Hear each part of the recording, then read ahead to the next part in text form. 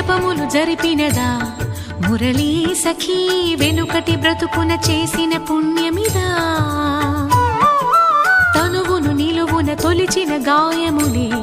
తన జన్మకి తరగని వరముల సిరులని తలచినదా కృష్ణాని